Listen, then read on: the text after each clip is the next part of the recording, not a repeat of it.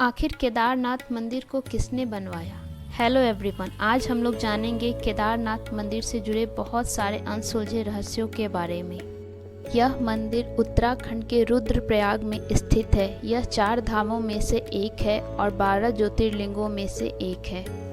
यह मंदिर भगवान शिव को समर्पित है। यहाँ से जुड़ी बहुत सारी पौराणिक और रहस्यमयी कहानियाँ भी मशहूर हैं। ऐसा कहते हैं कि मंदिर का निर्माण 8वीं से 9वीं शताब्दी में किया गया था। आदि गुरु शंकराचार्य ने इस मंदिर का निर्माण करवाया था और उन्होंने इस मंदिर के पीछे ही समाधि ले ली थी। मंदिर की दीवारें बड़े बड़े पत्थरों से बनी हैं और इन्हें इंटरलॉकिंग तकनीक से बिना किसी सीमेंट या गारे के जोड़ा गया है। इससे यह बेहद ही मजबूत है। मंदिर में पूजा कराने के लिए पुजारी कर्नाटका के वीराशैव जंगम समुदाय से आते हैं। पौराणिक कथाओं के अनुसार ऐसा कहा जाता है कि जब मंदिर के कपाट बंद रहते हैं तो 6 महीने तक यहाँ देवता स्वयं आकर के पूजा करते हैं। ऐसा कहते हैं कि मंदिर में जाने से पहले गौरी कुंड में स्नान किया जाता है, जिसका पानी हमेशा ही गर्म होता है।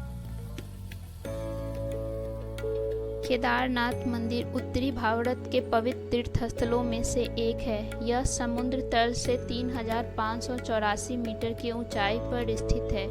यह मंदाकिनी नदी के तट पर स्थित है। इस क्षेत्र का पौराणिक नाम केदार खंड है।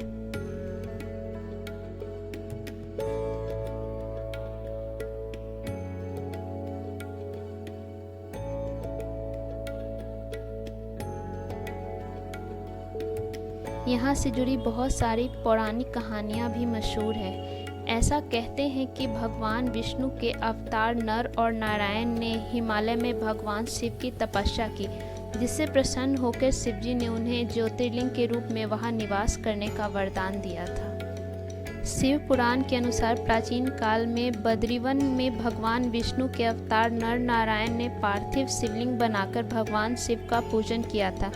उनकी भक्ति से प्रसन्न होकर भगवान शिव यहाँ प्रकट हुए और नर नारायण को वरदान किया कि वे हमेशा यहीं निवास करेंगे ताकि अन्य भक्तों को भी उनके दर्शन हो सके।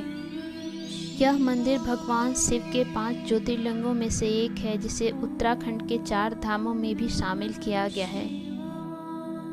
केदारनाथ मंदिर का इतिहास भगवान शिव के 5वें ज्योतिर्लिंग के रूप में है, जिसकी स्थापना नर और नारायण की तपस्या से हुई थी और बाद में आदि गुरु शंकराचार्य ने इनका पुनर्निर्माण करवाया। वर्तमान केदारनाथ मंदिर का निर्माण 8वीं से 9वीं शताब्दी में आदि गुरु शंकराचार्य ने करवाया। उन्होंने इस प्राचीन मंदिर को जीवन उद्धार किया। केदारनाथ मंदिर के प्रांगण में ही आदि गुरु शंकराचार्य का बहुत बड़ा प्रतिमा भी स्थापित किया गया है। ऐसा कहते हैं कि महाभारत काल में पांडवों ने कौरवों की हत्या से हुए पाप से मुक्ति पाने के लिए भगवान शिव को खोजा था। भगवान शिव उन्हें दर्शन न देने के लिए केदार क्षेत्र में बैल के रूप में छिप गए। भीम ने जब शिवजी को पहचानने के बाद उन्हें पकड़ा, तब शिवजी प्रसन्न होकर बैल के रूप में धरती में समाने लगे और अलग अलग जगहों पर प्रकट हुए, जिसे पंच केदार कहते हैं। इसी स्थापना पर उनका केदार रूप प्रकट हुआ, इसलिए यहाँ के ज्योतिर्लिंगों को केदारनाथ कहते हैं। केवल केदारनाथ मंदिर ही एक ऐसा मंदिर है जहाँ पे शिवलिंग त्रिकोणीय रूप में स्थित है। इस शिवलिंग को बैल की पीठ का प्रतीक भी माना जाता है। ऐसा कहते हैं कि जब पांडव शिवजी को ढूंढ रहे थे तो भगवान शिव पांडवों से छिपने के लिए बैल का रूप धारण करके अनेक पशुओं के झुंड में मिल गए। जब पांडवों को संदेह हुआ कि छिपे हुए बैल शिव हैं और भीम ने अपने विशाल रूप से 2 पहाड़ों के बीच पैर फैलाकर सभी पशुओं को निकलने के लिए बाध्य किया। जब शिव रूपी बैल निकलने लगे तो भीम ने बलपूर्वक उनकी पीठ का कुबड़ पकड़ लिया। यह प्रयास में बैल भूमि में अंतर्मग्न होने लगा और सिर्फ उसका कुबड़ा सतह पर रह गया। भगवान शिव पांडवों की भक्ति और दृढ़ संकल्प से प्रसन्न होकर उसी स्थान पर ज्योतिर्लिंग के रूप में विराजमान हुए। फिर पांडवों ने उसी स्थान पर मंदिर का निर्माण किया जहां भगवान शिव का कुबर प्रकट हुआ था और वे उसी हिस्से की पूजा किया करते थे। केदारनाथ में 16 जून 2023 को प्राकृतिक आपदा आई थी। इस दिन बादल फटने और भारी बारिश के कारण आई बाढ़ और भूस्खलन से केदारनाथ धाम मंदिर में भारी तबाही हुई। इस आपदा में हजारों लोगों की जान चली गई थी और केदारनाथ मंदिर के आसपास का इलाका बुरी तरह से क्षतिग्रस्त हो गया था। उत्तराखंड सरकार द्वारा उपलब्ध कराए गए आंकड़ों के अनुसार लगभग 6000 से अधिक लोगों की मृत्यु भी हो गई थी इस आपदा में। आपदा ने केदारनाथ मंदिर को छोड़ धाम के 80% से अधिक हिस्से को तबाह कर दिया था।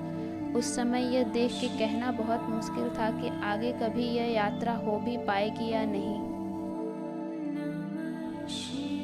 यात्रा हमेशा की तरह चल रही थी। लोगों को यह बिल्कुल भी अंदाज नहीं था कि यह जोरदार हो रही बारिश इस तरह की तबाही का रूप ले लेगी। अचानक से एक दिन जब तबाही आया तो सब कुछ वहाँ का विनाश हो गया।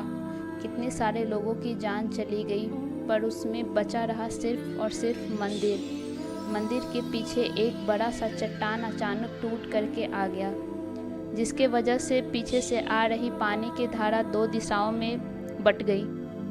16 जून 2023 की रात को केदारनाथ के ऊपर स्थित चोराबाड़ी ग्लेशियर में बादल फटा, जिससे ग्लेशियर में बनी झील फट गई। झील फटने से भारी मात्रा में पानी और मलबा तेजी से नीचे आया, जिससे मंदाकिनी और सरस्वती नदियां में उफान आ गया और इससे भयानक बाढ़ आ गई। इस आपदा में हजारों लोगों की जान चली गई, कई पुल और सड़कें बह गई। लगभग 1.5 लाख लोगों को आपदा में बचाया गया। केदारनाथ मंदिर बाढ़ से बचा रहा क्योंकि एक विशाल पत्थर मंदिर के पास फंस गया, जिससे पानी 2 धाराओं में बट गया। लोगों को जब तक कुछ समझ आता तब तक वो बुरी तरह से इस त्रासदी में फंस चुके थे। उनके पास लौटने का कोई रास्ता नहीं था। वहाँ तक पहुँचना ही बहुत जोखिम की चीज़ होती और वहाँ से उनके पास न पुल थे न सड़कें थीं। हजारों लोग घरों में, होटलों में और पुल पे ही बह गए। ज़्यादातर मरने वालों की संख्या में वहाँ के निवासी ही थे। त्रासदी के बाद कई महीनों तक पुनर्निर्माण का काम चला और जब केदारनाथ धाम अब पहले से भी ज़्यादा भव्य रूप में सज करके खुल चुका है। इस मंदिर को बिना किसी सीमेंट या आधुनिक जोड़ने वाले केमिकल के बनाया गया है, जो इसे सदियों से भीषण आपदाओं से सुरक्षित रखता है। 2013 के केदारनाथ त्रासदी में मंदिर के पीछे आकर रुकी भीमशिला ने बाढ़ में पानी को मंदिर से दूर कर दिया, जिससे श्रद्धालु भगवान शिव की कृपा मानते हैं और सभी लोग उसे आस्था के साथ पूजते हैं। केदारनाथ मंदिर साल में 6 महीने बंद रहता है, लेकिन इस दौरान भी मंदिर के अंदर दीपक जलता रहता है। ऐसा कहते हैं कि उस समय स्वयं देवता लोग आके वहाँ भगवान केदार की पूजा करते हैं। वहाँ तक इंसान का उस समय पहुँच पाना बहुत मुश्किल है, क्योंकि पूरे रास्ते में बर्फ़ की मोटी चादर पड़ी होती है, जिसे पार करके जाना असंभव है। केदारनाथ मंदिर में अद्भुत आध्यात्मिक ऊर्जा का अनुभव भी होता है। यहाँ आने वाले लोग मानसिक और आध्यात्मिक शांति का अनुभव करते हैं। कुछ लोग इस मंदिर से जुड़ी बहुत सारी चमत्कारी कहानियाँ को भी बताते हैं। केदारनाथ मंदिर 12 ज्योतिर्लिंगों में से एक है और 4 धाम यात्रा का हिस्सा है। यह मंदाकिनी नदी के किनारे पर बर्फ से ढके पहाड़ों के बीच स्थित है। ऐसा माना जाता है कि यह स्थान मृत्यु लोक और मोक्ष के बीच की सीमा है। मंदिर 6 महीनों तक बर्फ से ढका रहता है और इस दौरान इसके कपाट बंद रहते हैं। सर्दियों में भगवान केदारनाथ की पूजा पास के ऊखी मठ में होती है। 6 महीने बाद जब मंदिर के दरवाजे खोले जाते हैं तो दीपक जलता हुआ मिलता है। मंदिर के कपाट बंद करते समय इसे फूलों से सजाया जाता है। 6 महीने तक कोई वहां नहीं होता, लेकिन जब दरवाजे खोले जाते हैं तो सब वैसा ही होता है जैसा छोड़ा गया था। केदारनाथ की चढ़ाई गौरी कुंड से लगभग 16 से 17 किलोमीटर की है। हालांकि यह दूरी पुलों की टूटने और नए रास्ते बनने से थोड़ी बदल चुकी है। यह चढ़ाई काफ़ी चुनौतीपूर्ण होती है और इससे खड़ी चढ़ाई शामिल होती है, जिसे पैदल, घोड़े, पालकी या हेलीकॉप्टर से तय किया जा सकता है। पर ऐसा कहते हैं कि जो लोग चल के पूरी आस्था से जाते हैं उन्हें बहुत पुण्य मिलता है। केदारनाथ, जहां आरंभ और अंत एक साथ आकर मिलते हैं, जहां भगवान शिव के होने का एहसास मिलता है, जहां दुखी मन को शांति मिलती है और मुक्ति के द्वार का मार्ग आरंभ होता है। शिव पुराण की कोटि रुद्र संहिता में वर्णन मिलता है, जो मनुष्य केदारनाथ की यात्रा भाव से जा रहा है और मार्ग पर चलते समय किसी कारण उसकी मृत्यु हो जाती है तो उसे मोक्ष की प्राप्ति होती है। केदारनाथ की महिमा सिर्फ इतनी ही नहीं है कि शिव पुराण के अनुसार जो मनुष्य केदारनाथ के दर्शन करता है वह वहां मौजूद कुंड का जल पान करता है और भी जीवन मृत्यु के चक्र से मुक्ति पा जाता है। केदारनाथ के तीर्थ पुरोहित इस क्षेत्र में उनके पूर्वज भगवान नर नारायण और दक्ष प्रजापति के समय से यहाँ पूजा करते आ रहे हैं। उन्हें यहाँ पूजा करने का अधिकार पांडवों के पौत्र राजा जममेज ने किया था। साथ ही संपूर्ण केदार क्षेत्र भी उन्हें दान में दे दिया था। केदारनाथ के जो मुख्य पुजारी शंकराचार्य के वंशज है, वो केदारनाथ के वीराशैव समुदाय से ताल्लुक़ रखते हैं, जिन्हें रावल नाम से पुकारा जाता है। केदारनाथ के मुख्य पुजारी रावल होने के बाद भी वहाँ पूजा नहीं करते हैं, वह दूसरे पुजारियों को निर्देश देकर पूजा कराते हैं। मंदिर को 3 भागों में बांटा जा सकता है। पहला गर्भगृह, दूसरा मध्य भाग, तीसरा महामंडप। गर्भगृह में स्वयंभू ज्योतिर्लिंग स्थित है। ज्योतिर्लिंग के आगे के हिस्से पे भगवान गणेश के साथ मां पार्वती की भी यंत्र भी स्थित है। मंदिर के अंदर 4 विशालकाय स्तंभ भी है, जिसे 4 वेदों का प्रतीक माना जाता है। लोग इसकी परिक्रमा करते हैं।